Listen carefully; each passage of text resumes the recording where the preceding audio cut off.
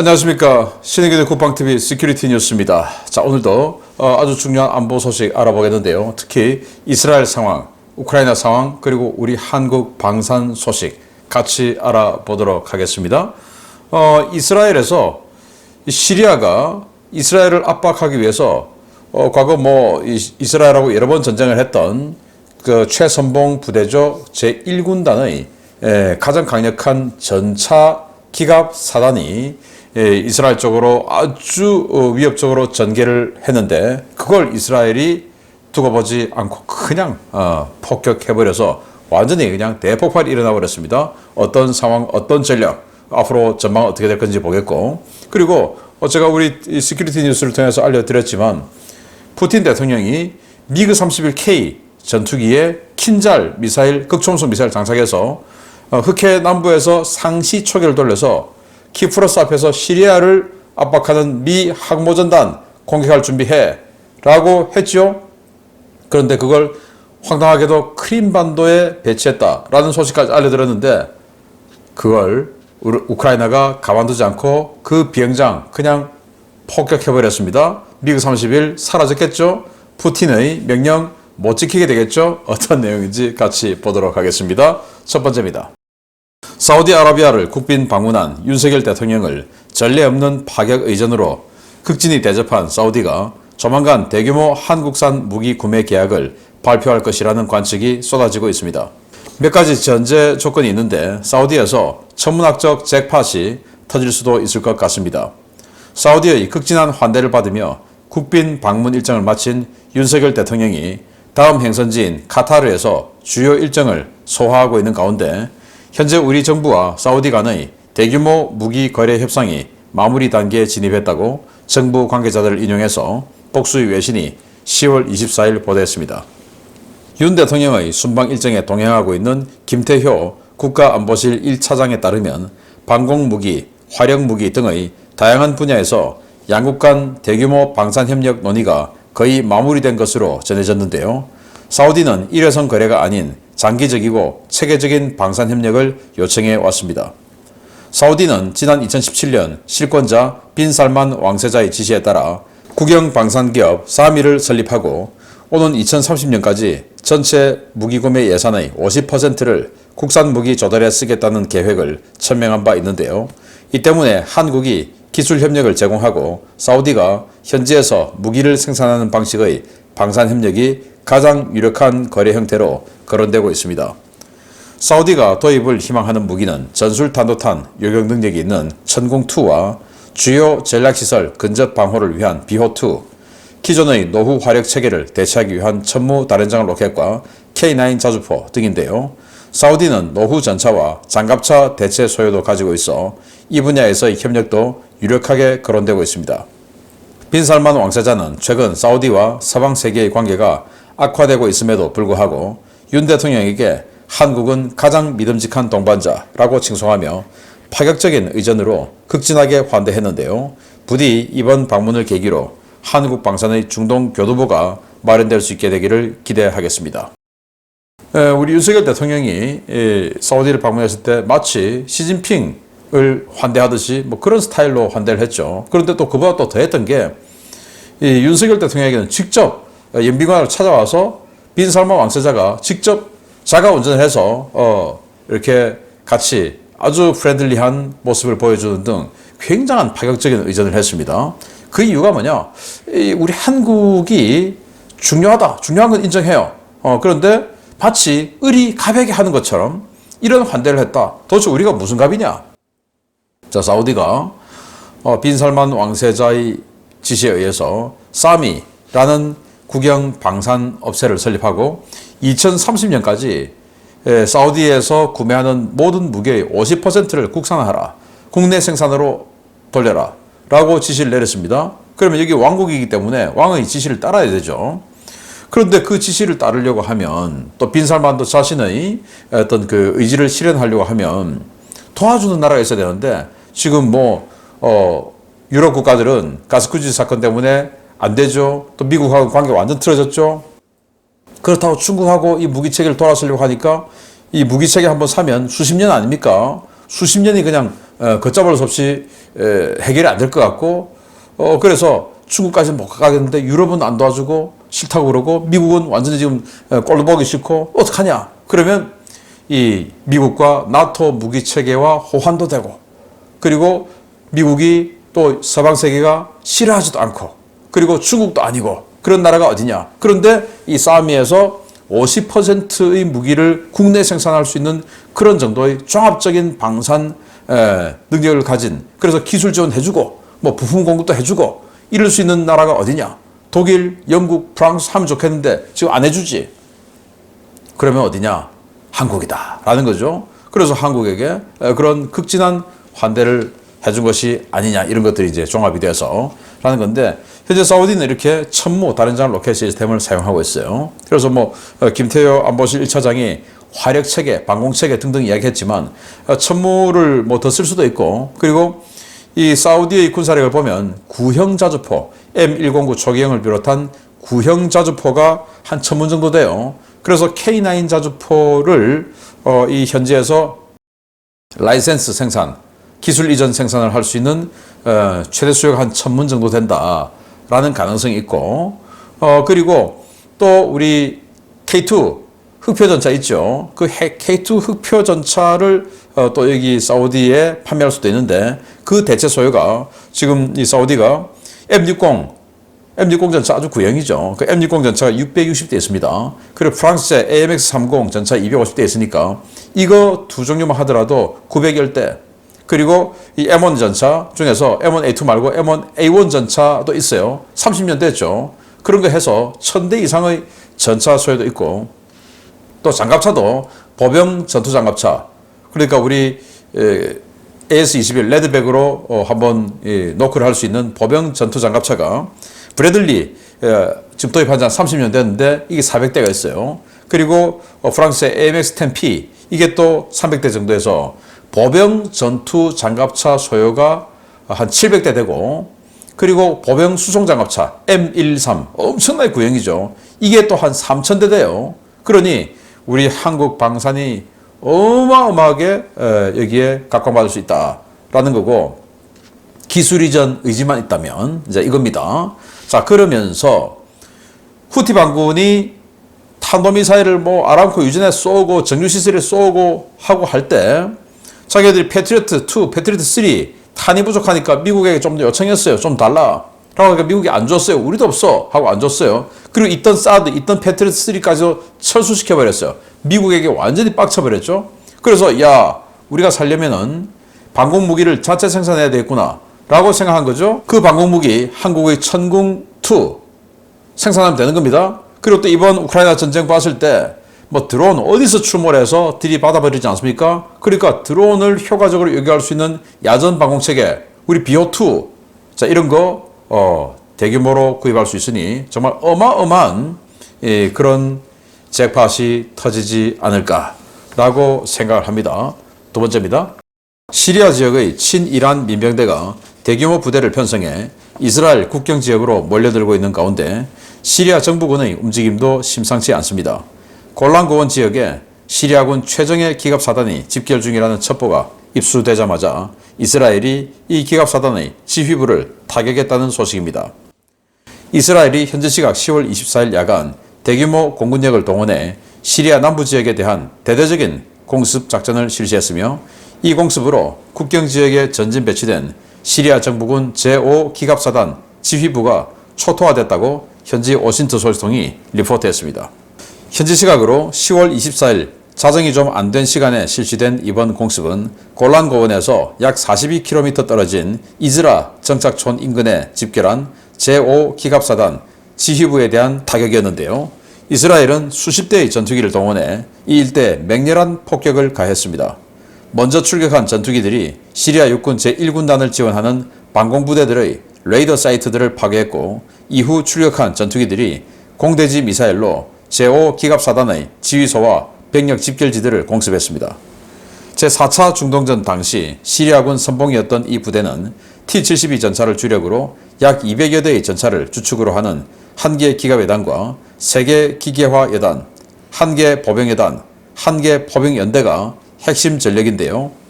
시리아는 이번 이스라엘 사태가 발생한 뒤 이 부대 전력을 친이란 민병대와 함께 골란고원 방면으로 전진 배치해 이스라엘 국경을 위협한 바 있습니다. 이스라엘이 시리아 지역의 친이란 민병대 시설이나 이와 협력하는 시리아 정부군 시설을 공습한 사례는 많았지만 시리아 정규군의 지휘부와 병력 집결지를 직접 공격한 것은 이번이 처음인데요. 이번 사태가 시리아의 직접적인 참전으로 이어지지 않을지 우려가 커지고 있습니다. 네, 이스라엘 공군이 1파로 딱 들어가서 방공 부대들을 다 깨버려요. 레이더, 지대공 미사일 깨버리고, 그리고는 이제 무인지경으로 해서 2파가 들어가서 수십 대가 들어가서 사단 전력을 완전히 아작을 내버렸다라는 건데, 자, 이게 지금 폭발되고 있는 당시 그 사진, 영상, 동영상 캡처본들이에요. 그래서 이 5기갑 사단 본부 지역, 그리고 집결지 지역, 이런 데를 집중 공습했다라고 하는데, 여기가 어디냐? 일단 이스라엘이죠. 이스라엘 북쪽에 골란고원이 있습니다. 중립지역이죠. 거기서 골란고원에서 42km 떨어져 있는 이 지역이었는데, 여기에 들어가서 그러니까 쑥 들어가서 이제 폭격을 해버린 거죠. 그래서 이 부대는 어떤 부대냐? 4차 중동전 할 때 이스라엘을 공격했던 제1군단, 그 1군단의 최정예 사단이에요. 뭐 기갑 사단이니까 그렇겠죠. 그런데 전력을 한번 보면 이렇게 너덜너덜합니다. T-72 구형, 아주 구형 T-72, 여기 보면 뭐 스커트 다 떨어져 나가고 뭐 이런 식으로 해서 정비도 제대로 안 되고 있어요. 독은 잔뜩 쓸어 있고, 아유 정말 지저분한데요. 그리고 이 뒤는 또 뭐 전차가 또 달라요.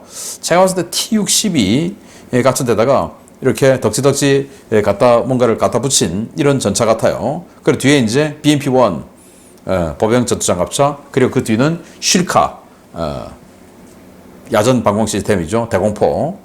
이런 식으로 구성이 되어 있는 전차 기갑 사단이에요. 이 기갑 사단 전력 사령부를 완전히 그냥 폭격으로 아작을 내버렸다라는 건데, 자, 이렇게 되면 민병대를 공격한 것도 아니고 뭐 완전히 그냥 정규군을 지금 한 개의 사단을 제대로 때려버린 거죠. 우리로 치면 수기사, 맹호부대, 아니면 11사단, 화랑부대, 8사단, 이런 데를 그냥 지휘부부터 시작해서 전력을 그냥 수십 대의 전투기가 날아와서 때려버렸는데, 그러면 시리아가 가만히 있으면 이게 국가가 아닌 거죠. 정규군이 공격받았으니까. 그래서 이스라엘이 이번 공격으로 시리아 정규군이 들어와도 좋다, 이런 결심을 한 것인지, 이건 시리아 정규군 정부군을 이스라엘로 골란고원으로 초청장을 보내는 것과 같다라고 생각을 저는 또 합니다. 그러면서 또 이스라엘은 이러지 않을 수 없는 이유가, 민병대는 병력은 많은데 이런 그 전차나 보병 전투장갑차 같은 중화기는 없죠. 중기갑 장비는 없죠. 그런데 이 5사단 기갑사단이 민병대하고 섞여서 그 민병대의 화력 지원, 또 민병대 인척하고 이 전력들이 섞여서 들어오면 감당이 안 되는 것이죠. 그래서 예방적 선제 타격을 한 것이다 라고 생각되는데, 아무튼 자신들의 안보를 위해서 예방적 선제 타격을 했다 하더라도 시리아 입장에서는 정규군이 공격받았으니까 정말 이 이스라엘 북부전선이 제대로 개전돼서 그야말로 역대 중동전처럼 다국적군과 이스라엘이 싸우는 이런 상황이 본격적으로 열리겠다라는 생각입니다. 다음입니다.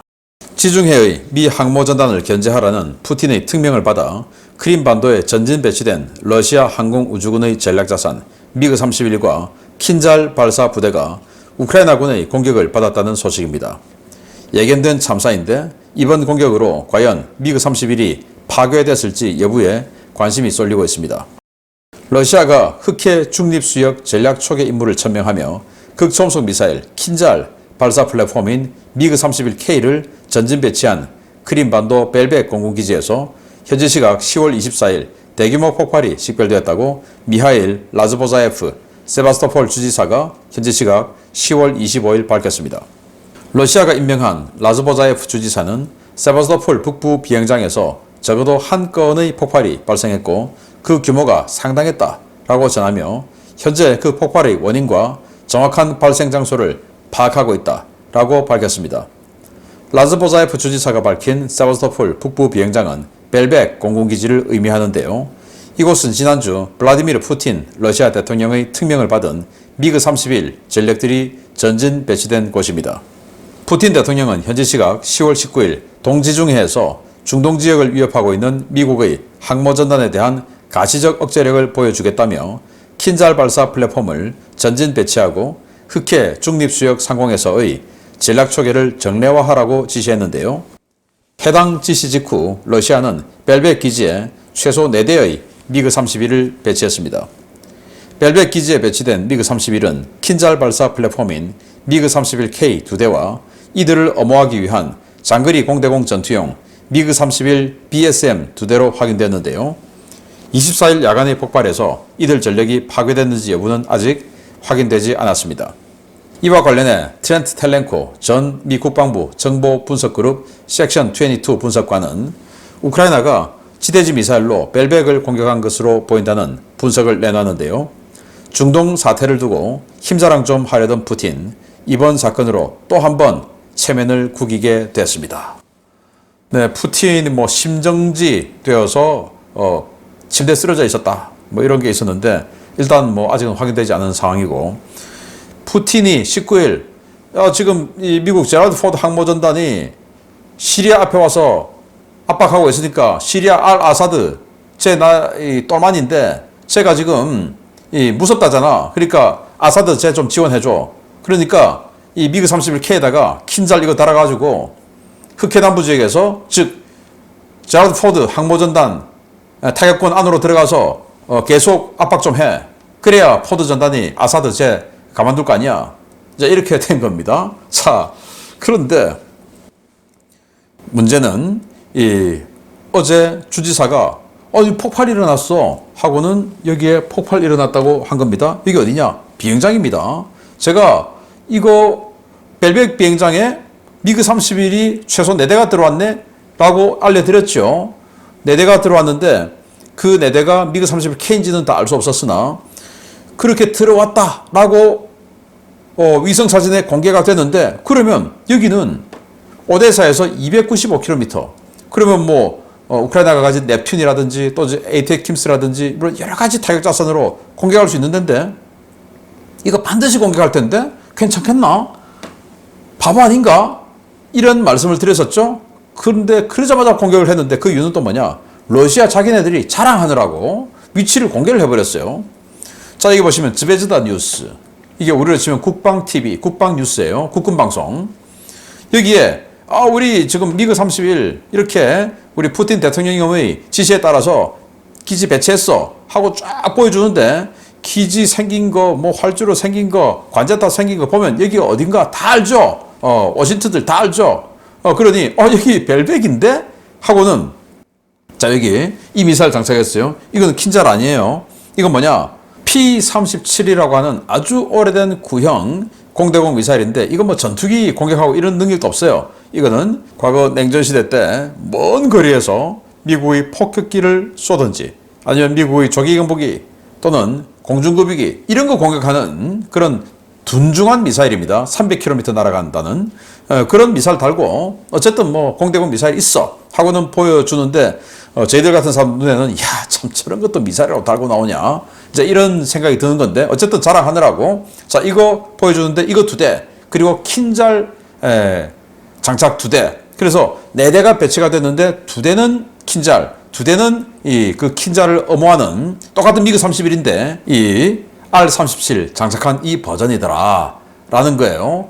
자, 그래서 즈베즈다 TV, 국방TV에서 방송을 해주니 너무 좋아, 알았어, 벨벡 기지에 있네 하고는 그냥 바로 때려버린 겁니다. 자, 그러면 왜 저기다가 배치했을까?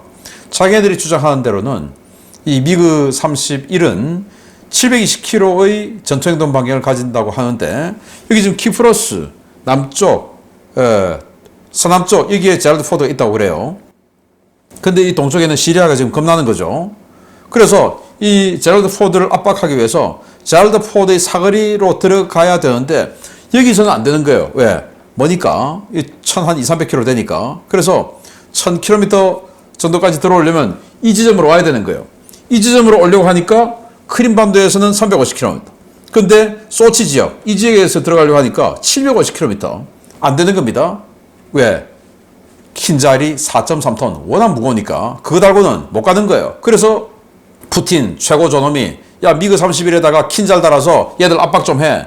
라고 하니 뭐 지들이 죽든지 말든지 그거는 관계없고 일단 명령권자, 명령을 내리는 그 군인 입장에서는 최고 저놈이 하라고 하니까 자기는 그것만 하면 돼요. 미그 31이 나중에 뭐 폭파되고 안 되고 그건 나중의 일이고. 그래서 위험을 감수하고 세바스토폴 크림반도에 배치를 한 거다. 그래서 배치하자마자 즉 반드시 파괴될 텐데 제가 예상을 했는데 그 다음날 바로 파괴가 돼버렸습니다. 자, 경직된 사고 그리고 무능력 이 모든 것들이 조합이 된 그런 참사 중에 하나죠. 이게 바로 러시아의 진면목이다 라고 생각하면서 마치겠습니다. 감사합니다.